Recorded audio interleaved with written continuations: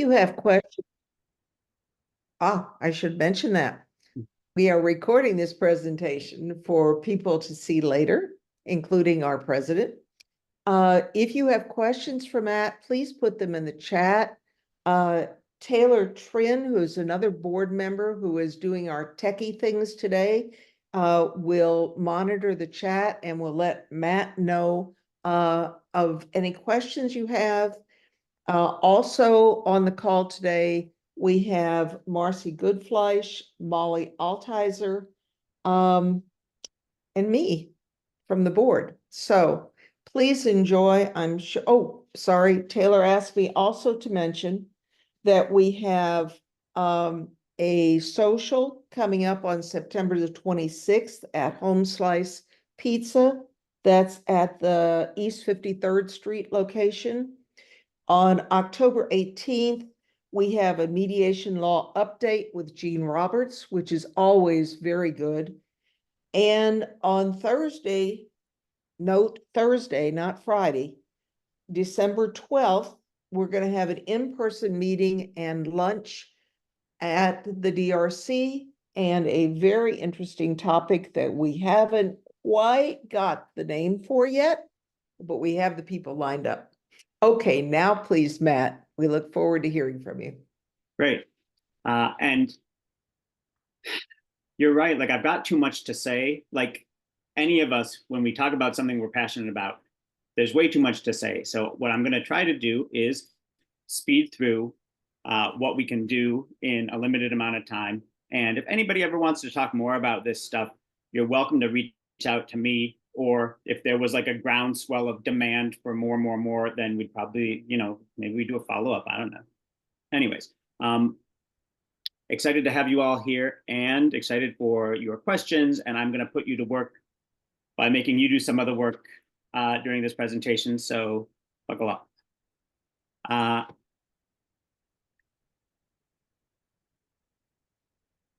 Some of the things we're going to do here today, we're going to be thinking about our role as mediators, our ethical obligations.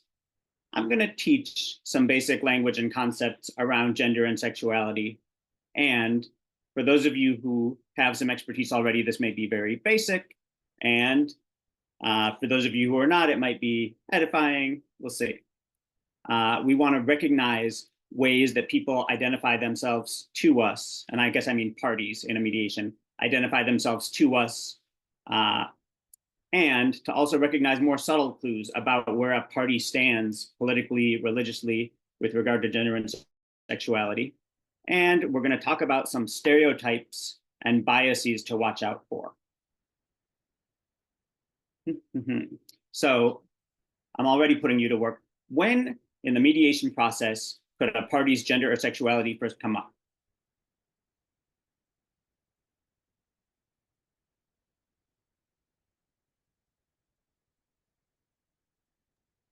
Is that a question? I mean, that is a question. That's a question for everyone. It comes up immediately, right? I mean, you immediately, like how soon? The minute you see someone in the person's name, you make assumptions about gender. Great. Who else has had an experience where somebody's gender, sexuality, and I'm going to say when I say gender and sexuality, I'm often talking about gender identity, like a trans person. When in a mediation process have you had someone's gender or sexuality come up? I can speak to that again because I mediated for a divorcing couple with a child, and when the people came into the mediation, I thought the father of the child was female because of the photograph that appeared before the person appeared on the camera. But the person who appeared on the camera didn't look as female as the person in the photograph. Great. And the person had a gender neutral name, and but the wife in the couple, the mother of the child, referred to this person as he, and there was nothing in, like you've got, there was no he, him, she, her. Yeah. In this gender neutral person's name. And behind it. And so it was an awkward situation. Beautiful. But the parties never addressed it. Well, so we're going to get to that, but that's great. You're right. So the second people come in, their names, if they have pronouns or if they don't have pronouns. Who else has experienced in a mediation process a different time when you've become aware of somebody's gender identity or sexuality, or that it's been a question? I can give my answers. I've got lots of answers, but I'm happy to hear from everybody else too. Well, I could speak briefly to just say that before, rarely in a mediation, rarely, almost never. But I did do a mediation where the woman said that the other party used certain pronouns. But when that party came in, that was not that there was nothing that, again, they didn't list their pronouns by their name. But it became clear at some point that she was inaccurate. Great. So it was a little confusing to know how to handle that. And I saw Stea said during intake in the chat, and Mimi wrote at any time. So that's all true. Intake is a big one in my experience, upon introductions, names, pronouns, and appearance. And sometimes it comes up at other times too. So another quiz for everyone, and I just want real quick for you to name ethical principles you're aware of that might be relevant to cases that involve somebody's gender identity or sexuality. EEO. So would that be like non-discrimination? Yes, probably most likely that, but Okay.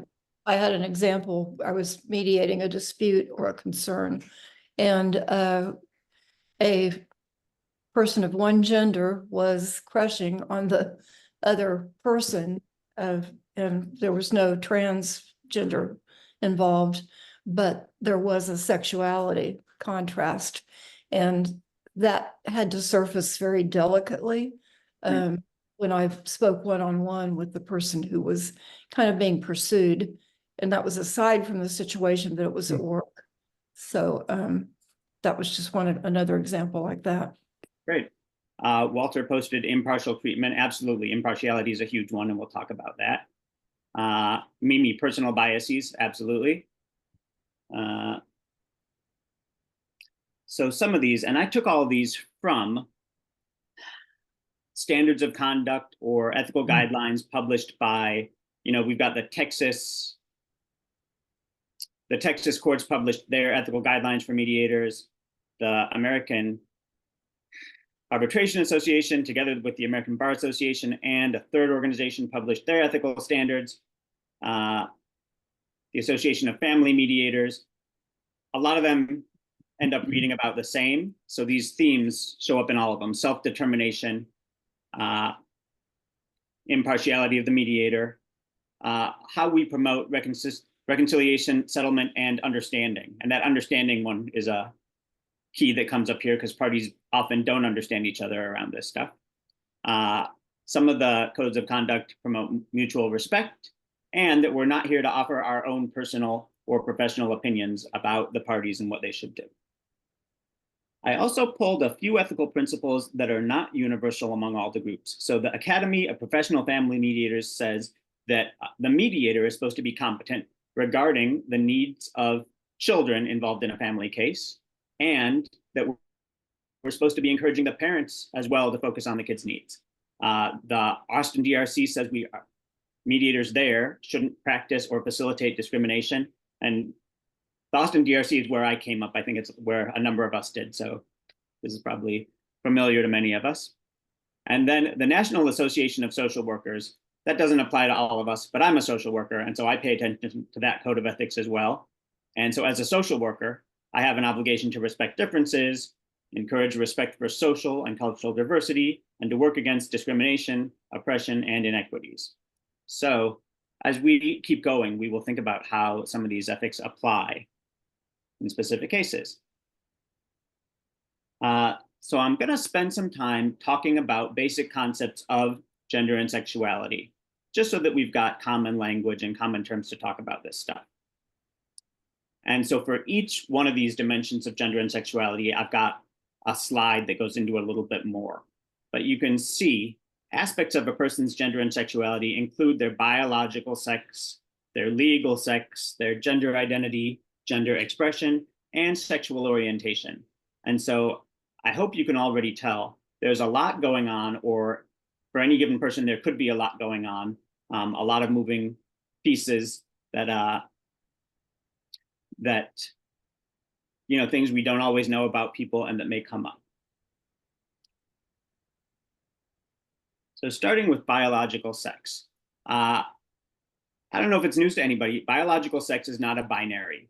People are born male, female, or intersex. And intersex means somebody could have a difference in sexual development where either it's obvious on birth that they don't fit cleanly into male or female, or sometimes it comes up later in life.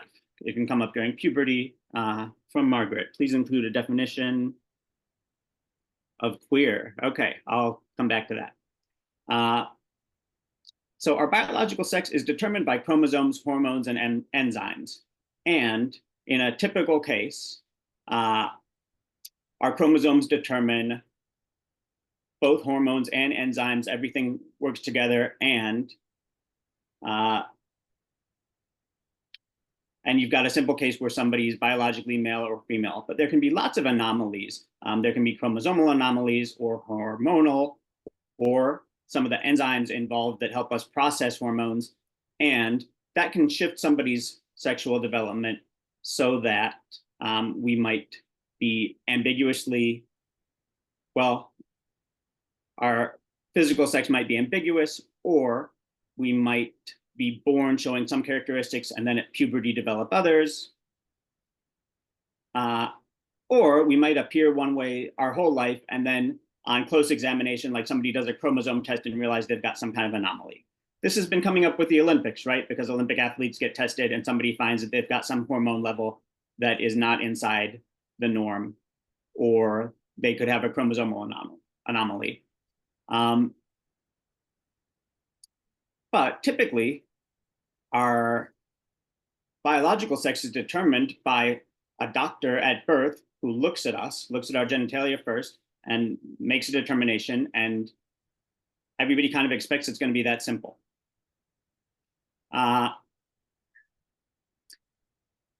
So when a baby's born with ambiguous genitalia, there was a long history of doctors and parents kind of assuming the best thing for this baby is going to be to correct the ambiguity and perform surgery while they're very young to set them on one track or the other, where their genitalia is no longer ambiguous. They either look like, typical male genitalia or typical female. And it was considered corrective, and it was going to simplify the kid's life or the person's life, and it was considered the best thing. It's not standard anymore because it didn't always go well, right? Sometimes somebody would grow up in life and say, this doesn't feel right to me, and then they would find out that they'd been operated on when they were a kid. And we're creating more space in society for people to fit in, not just in a gender binary. And so there's less pressure on people to fit in perfectly here or there or whatever. So as time goes on, we're not seeing as much surgery. We're allowing, I guess, more self-determination. And that's one of the factors people are focusing on more is, when you perform surgery on a baby, they don't have any say in it. And we're trending in the direction of letting people make their own decisions about themselves once they're old enough to do that. My last question was, how do people find out if we're intersex? And the answer is a lot of us never find out. Like, I may never know if I've got some kind of chromosomal anomaly. Some of us never find out if we're fertile or not because it doesn't come up in our lives. Others of us, it could come up at birth. If we do have ambiguous genitalia, it could come up at puberty if we start developing in ways that we didn't expect based on what everybody saw when we were born. And it can come up later in life when we get some kind of medical test. So one of the keys here is that everybody runs around thinking we know who we are, and sometimes there's things about us that we don't know and that we find out randomly.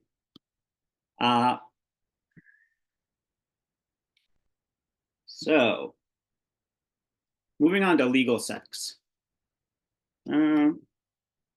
Okay, legal sex, that's what shows up on your ID. In Texas, it's either M or it's F, because the state recognizes those two genders. At a federal level, they now include a new category X, which is anybody who doesn't fit exactly into M or F. We can change our legal sex, right? We can put in an application. Well, here in Texas, we can put in an application to the courts. That's how you do it. And legal sex is initially determined by the doctor who examines you at birth. And there are a couple terms I put in here that I wanted everyone to be familiar with. Assigned female at birth and assigned male at birth. So these are terms that if you encounter many trans people, you will encounter these terms because it's how people identify their history. And when they say assigned female male at birth, it's because sometimes it is an assignation. It's not entirely determined by the biology. Somebody could be intersex, but if it doesn't come up at birth, they're assigned a gender, and it's that simple.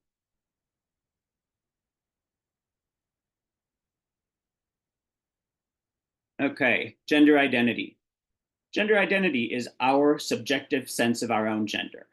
So for some of us, that's pretty simple. So for me, I was born, everybody thought I was a boy. I grew up being treated as a boy. I felt like a boy. I never had any conflict about that.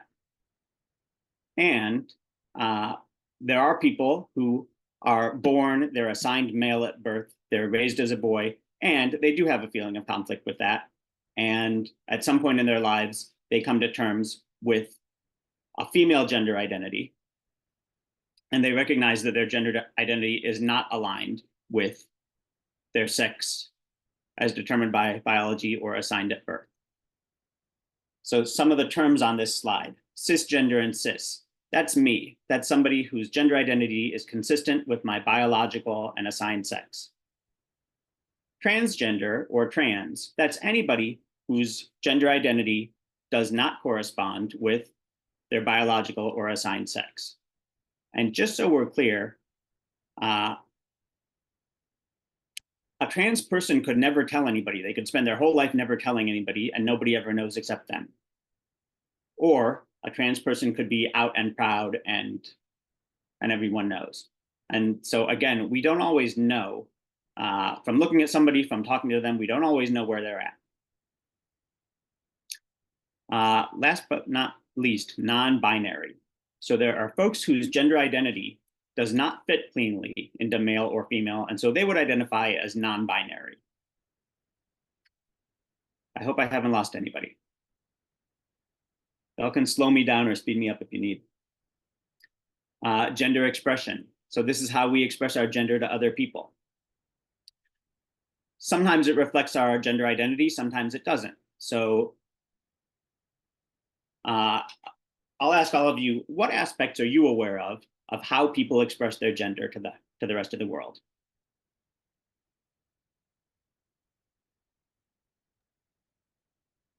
Hair, dress, things like that. Great. Makeup. Makeup, big one. Clothing, makeup, hairstyle, wardrobe, hobbies, absolutely. Their voice. Perfect, voice, absolutely. Preferred pronoun, great.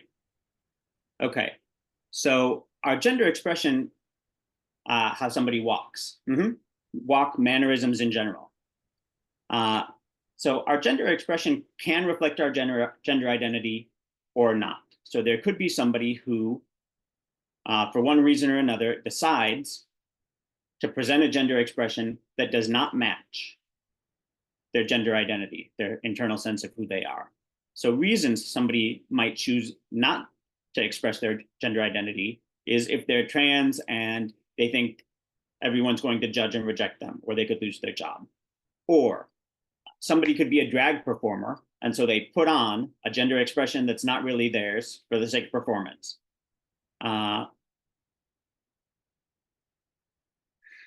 Other times people change gender expression for reasons other than gender identity. In play, right? Like kids do it in play all the time. What else? Any other thoughts on when we change our gender expression? Maybe at a Halloween or costume party. Great. Certainly I've seen plenty of comedians, particularly male comedians, particularly before, like in the 50s and 60s, you don't see it as much anymore, but like Sid Caesar, I can't think who else. They would often it was part of their routine or their skit. Great. Mimi wrote actors as well, and I think we're all aware there were times that actors were all male, and so all the female parts were played by men dressed as women, right? Yeah, so lots of reasons other than gender identity that people can change our gender expression. And there might be times that somebody wants to present feeling, wants to present extra male or extra female, for a special occasion or something. Also, Matt, I think sometimes people do it as a means of protection. I saw a play on Broadway called I Am My Own Wife, where the actor Jefferson Mays was in hiding during World War II, I believe it was, because he didn't want to be conscripted into the army. So he lived as a woman. And Yeah, one of my Mulan's children, I'm sorry.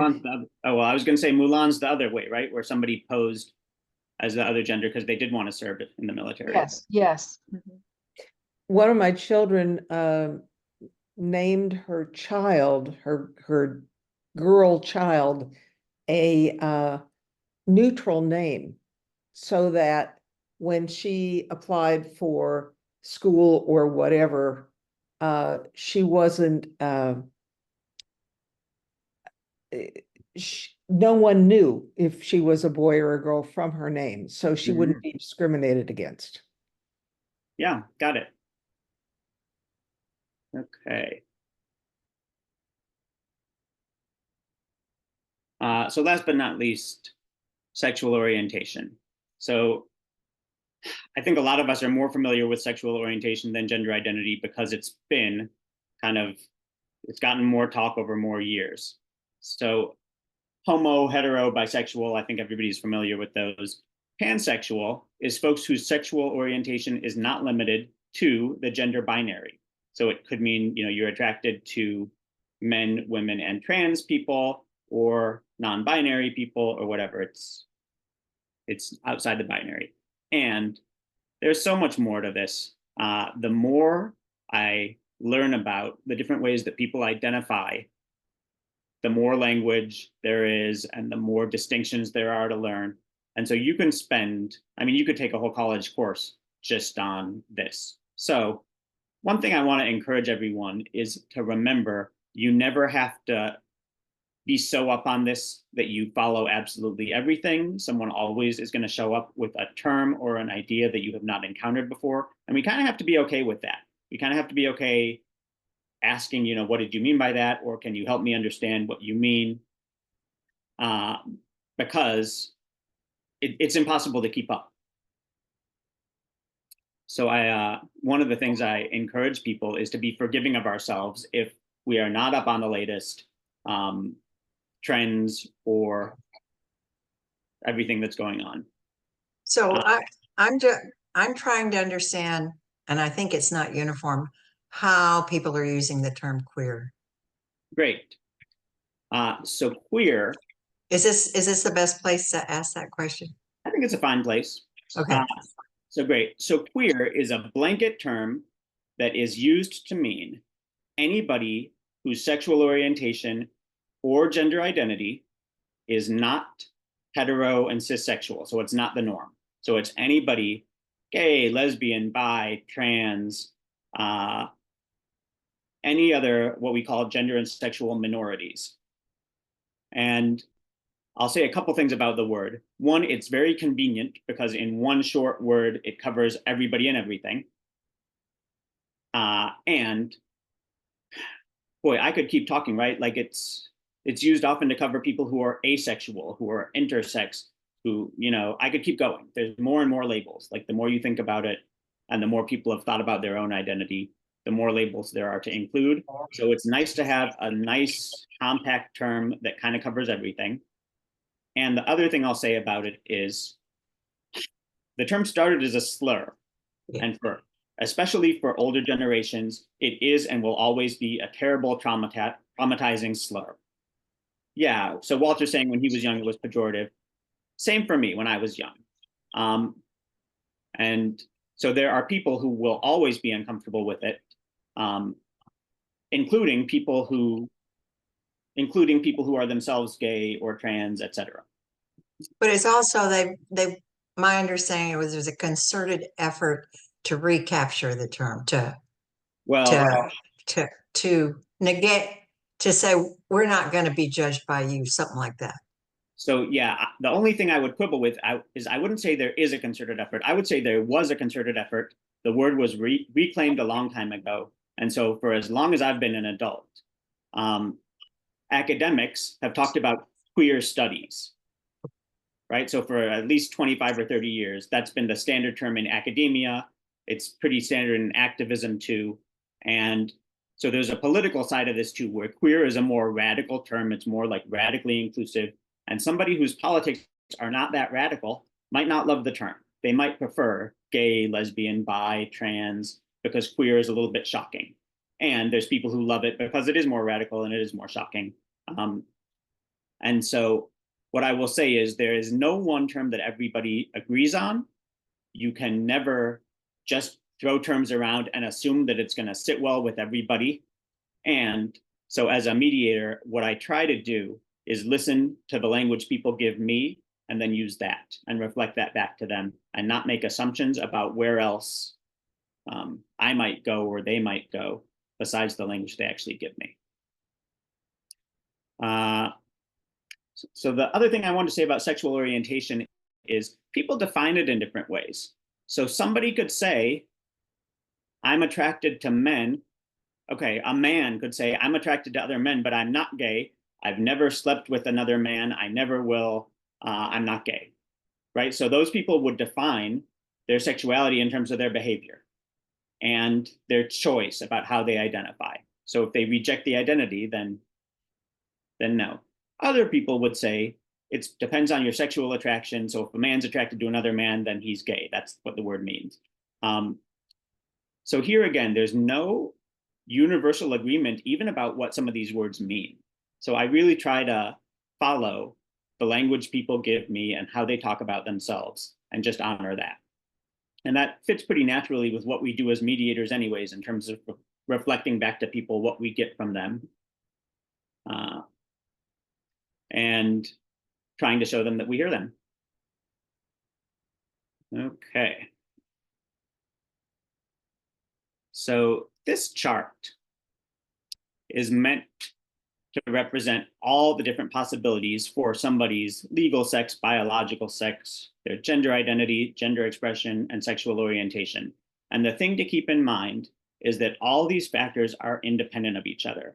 So you could pick any point on any one of these lines and they could all work together. Somebody could have a biological sex that's on the left side and a gender identity in the middle and a gender expression all the way on the right. And so we kind of have to be prepared for this amount of variation among the people that we deal with and not be too thrown if somebody comes in looking one way and talking another and then later on, we find out that they aren't attracted to who we thought they would be attracted to at all. Okay. So I'm going to talk a little bit about the experiences of LGBTQ plus people. And for those who don't know, LGBTQ plus is another blanket term that's in pretty common use right now.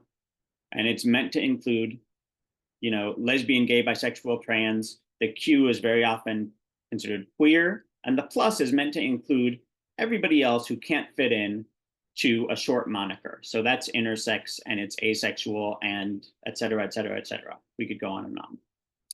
So key elements of this experience are self-discovery, which is when an LGBTQ plus person first realizes their own identity, or it can be a long process, right? It's not always an abrupt realization.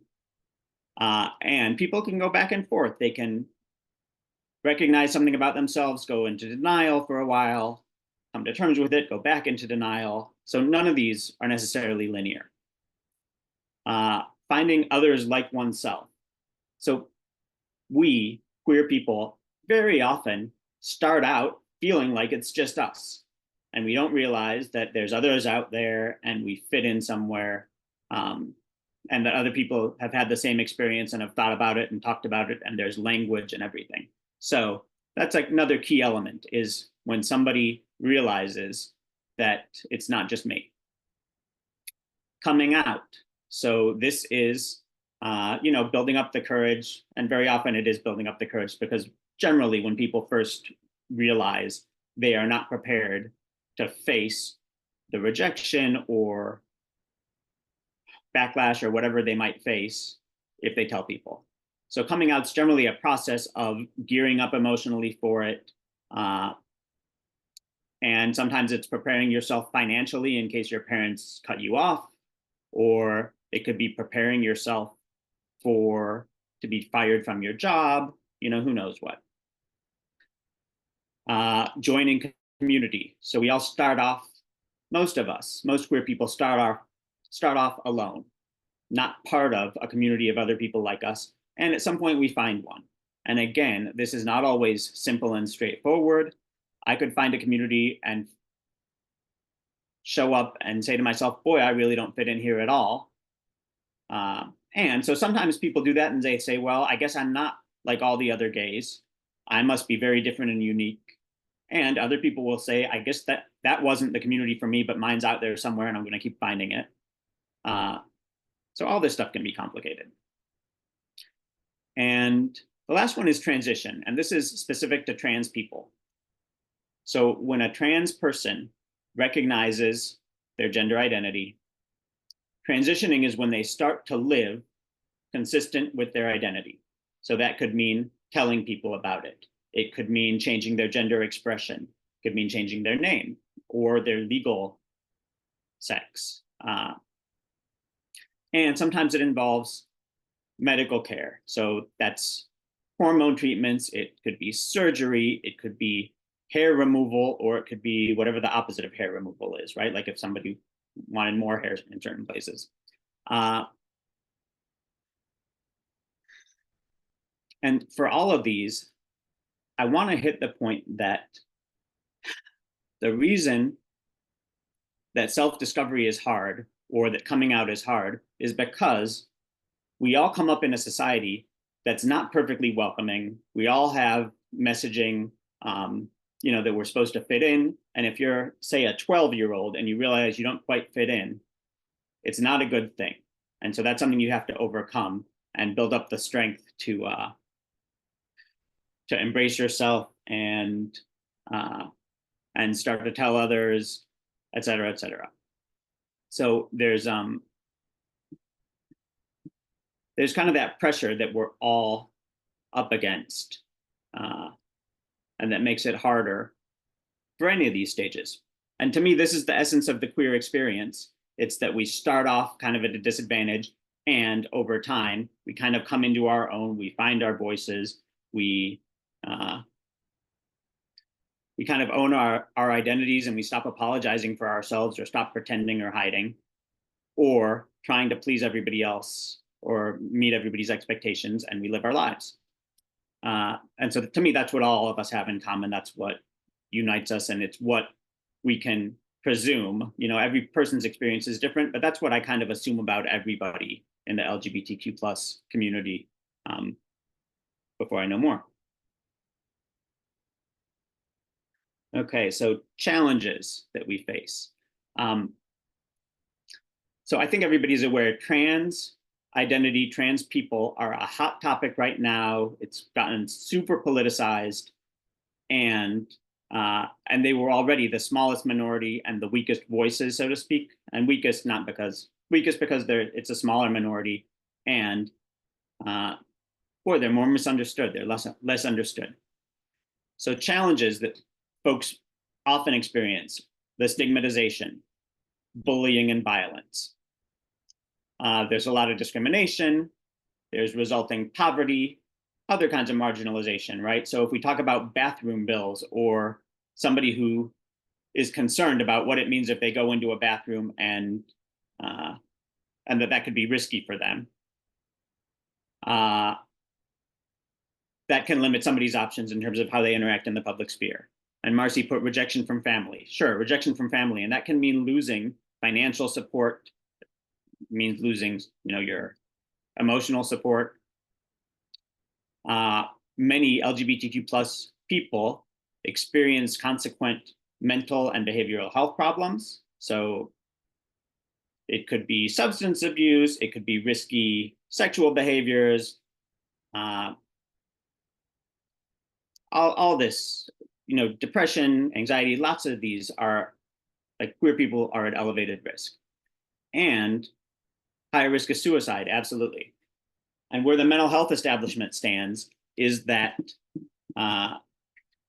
being gay or bi or trans isn't itself a mental health condition or a disorder, and that folks often suffer from all these problems.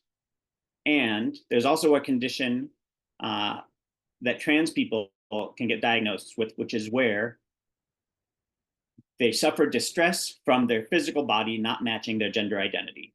And so the mental health establishment considers that gender affirming medical care is the proper treatment for that, right? And at one point, they would say, oh, well, that's delusional, it's all in your head, and the cure would be for you to stop thinking that you're that gender. As we have learned more and understood more these days, the idea is, oh, that's your gender identity, that's fine the way it is. And if you need to make changes to your body to bring it in line with who you understand yourself to be, then that's the appropriate treatment.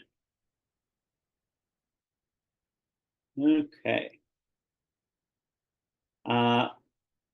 So giveaways, where somebody might give away their identity or their values to us.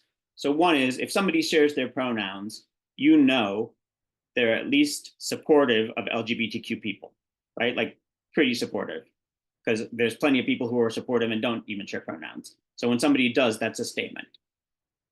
Somebody may use language specific to LGBTQ plus identity. So if somebody says I'm gay, or if somebody runs around talking about trans people, we can tell just from the way they talk about it that they're comfortable with these ideas, with these terms, and it gives us a sense of where they're coming from. There may be language specific to a particular religious or political value system, right? Language that would give away that somebody is either what we'd call queer friendly or probably not so on board. Who has an idea? What are words that if somebody used them, you would immediately get a sense of where you think they're coming from?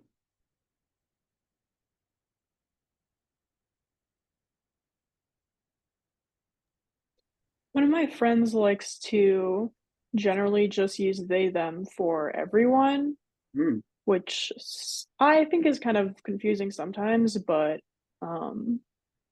it's nice to hear because you don't really have that a lot. When someone has pronouns in their emails, it's a nice signal to be like, oh, this person is comfortable and welcoming and like understands just how I can present myself, things like that. Great. Any other language that somebody would consider a signal about where a party is coming from? Matt, I've heard the term in some churches here in the area that are affirming. So Mhm. that signals that they're welcoming of all gender sexualities. Great. So I will say traditional values. That's a beautiful one. Mhm. Uh, and I'm used to the word lifestyle.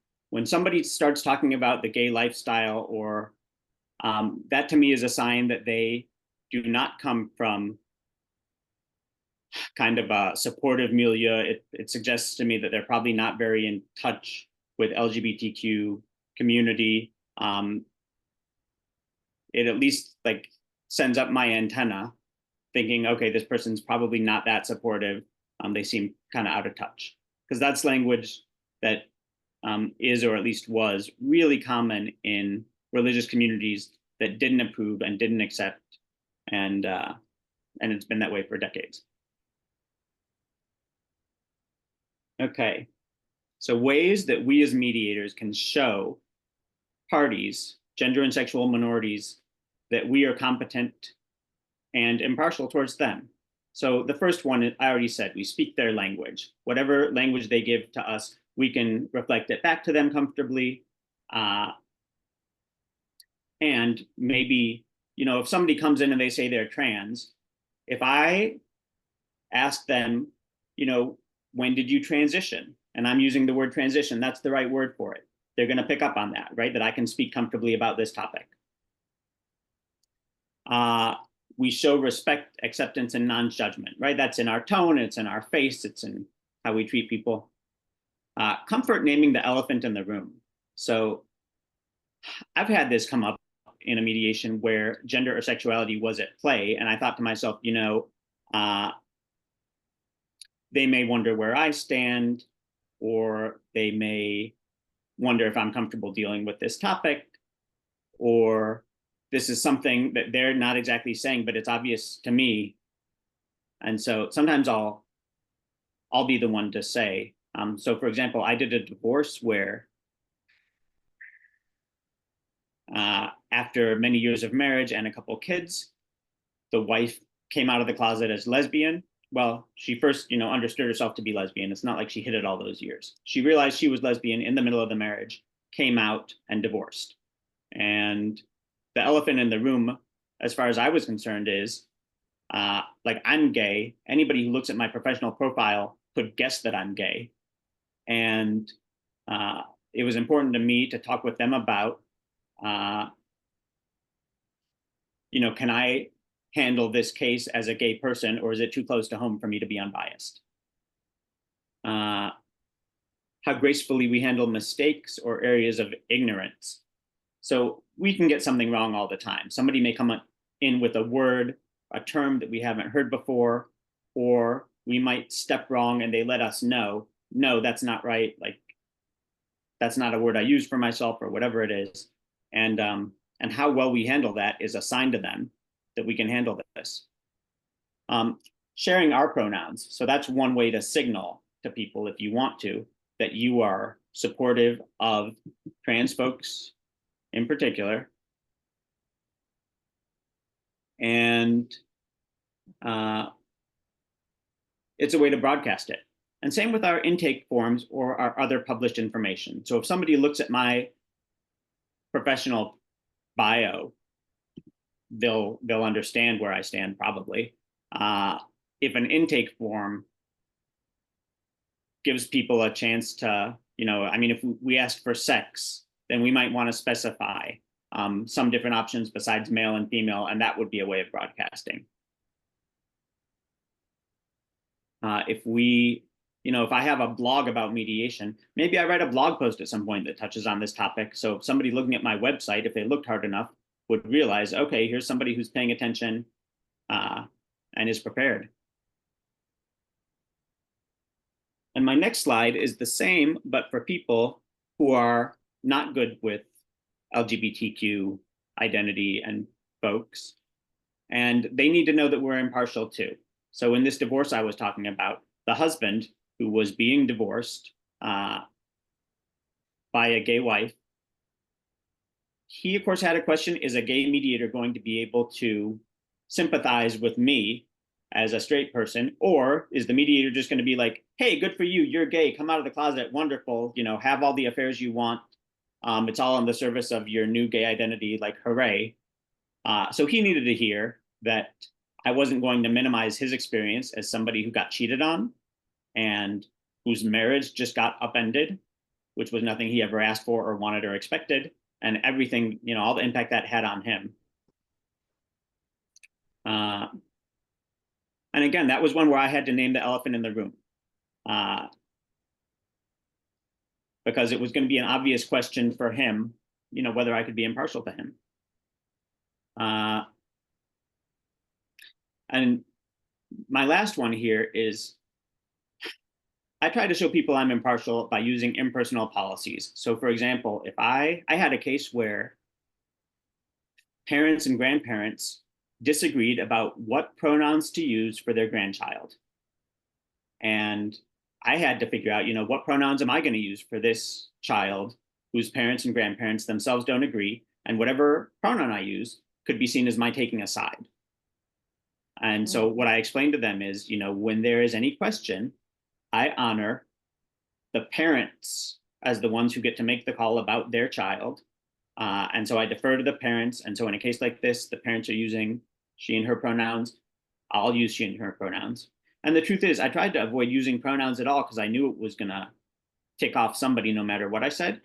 But when I couldn't talk my way around it, if I had to use a pronoun, I went with the parents and I explained it that way. It wasn't personal. And it wasn't because I'm supportive of trans people or not supportive of trans people. It was, you know, because I said, you know, the parent's the one who's got the authority. Okay. So we're going to talk a little bit about implicit bias and stereotypes. Who is aware of some of the stereotypes and implicit bias that queer people face? And you've got me started saying queer. I wasn't going to use that language today.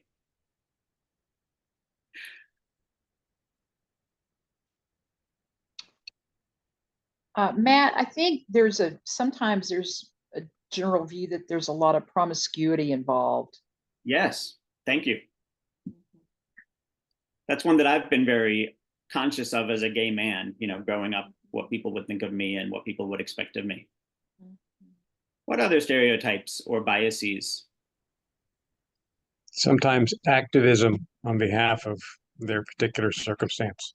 Yeah, activism. And I would even say to a fault, right? Like we could say, boy, you're just too sensitive. Why do you have to take everything so personally? Like there's that perception too. And people might be worried about advocating for themselves and being blamed as, you know, rabble rousers or troublemakers, too sensitive. Great. Other biases.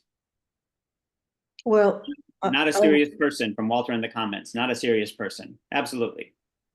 Not even like beyond not a serious person. Troubled, right? Unstable. Oh, yeah. Sure. Concerns that lifestyle might affect things like HIV. They might HIV. Yep, HIV. I did a mediation one time between the survivor of a gay couple and his partner's parents over possessions that the deceased had owned.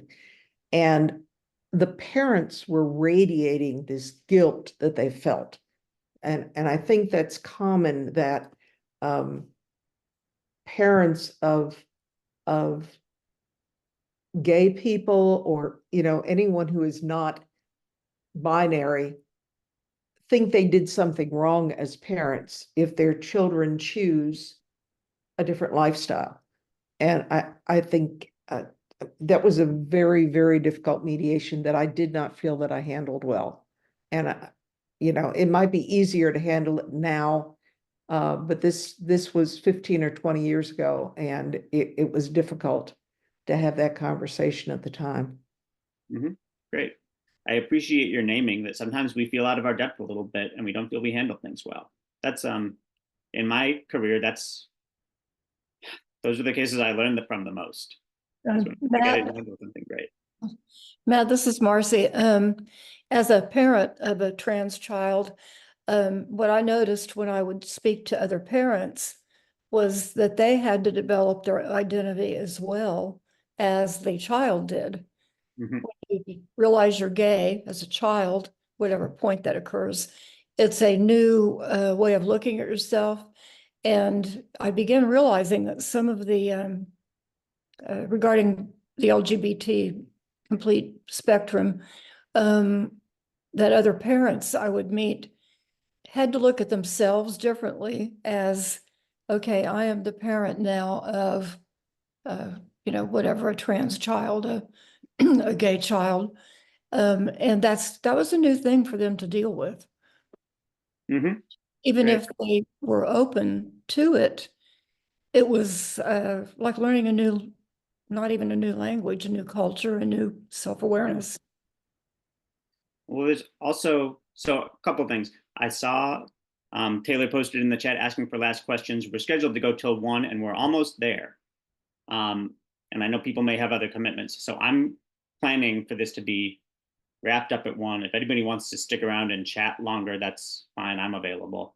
But if there is anyone, especially anyone who needs to leave soon and you've got questions, this would be a great time.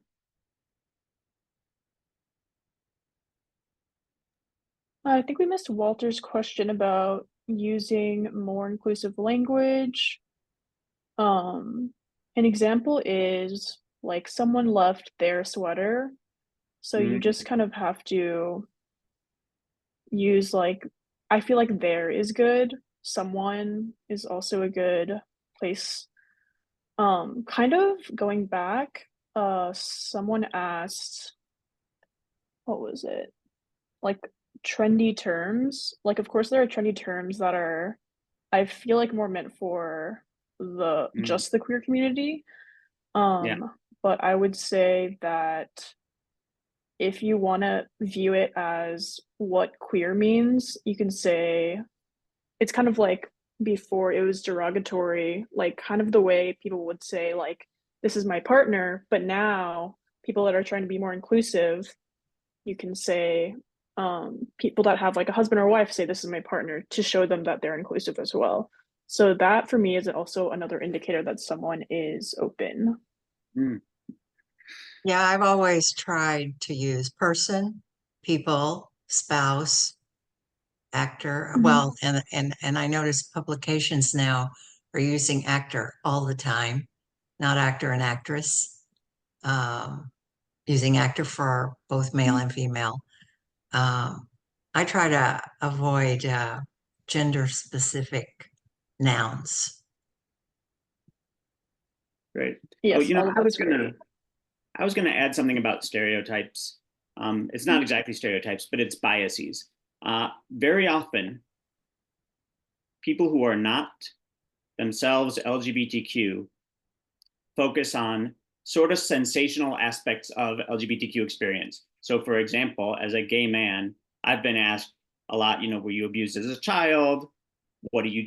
My great uncle asked me at my grandmother's funeral, what exactly do you two do in bed anyways?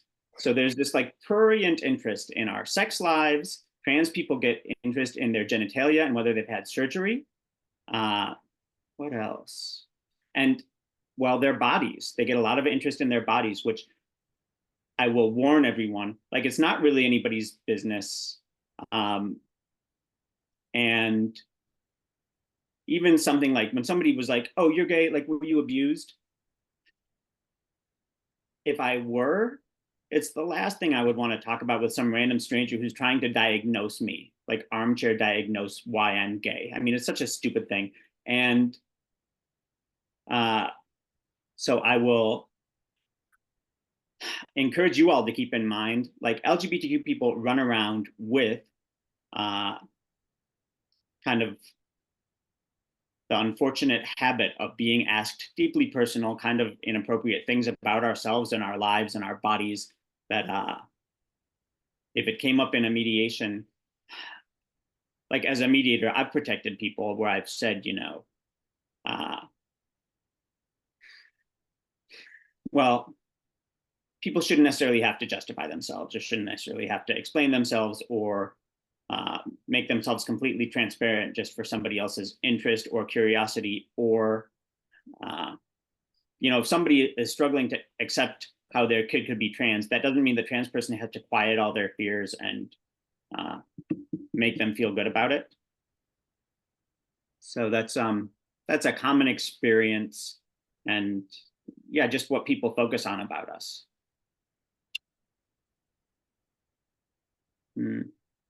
Any other? Yeah, one person put in the comments that for some reason, for the longest time, there was the assumption that if you were queer, you were a pedophile. That's a great Whereas, one. although, that's like assuming if you're male, you're a pedophile. I mean, no, those two terms don't go together. I internalized that stereotype. Like, as a teacher, if I were ever anywhere, near a kid, I'd be scared to death, right? Because I internalized that stereotype and I'm ready for that accusation anytime. And bad parents and the promiscuity one also. Like, if there's the stereotype about promiscuity, then when somebody divorces, what does it mean for what they're going to expose their kids to, right? What kind of ridiculous lifestyle are they going to be living, and is that going to be safe for their kids? I see Sonia, you've got your hand up. Yeah, I don't have a question right now, but I just wanted to thank you. I think it's one of the most beautiful conversation I heard so far, that we are able to have this conversation in a field that is pretty conservative. We talk about mediation process, very structured. We talk about law, and having this conversation right now among each other, I think it's very beautiful. So thank you. Thank you. Well,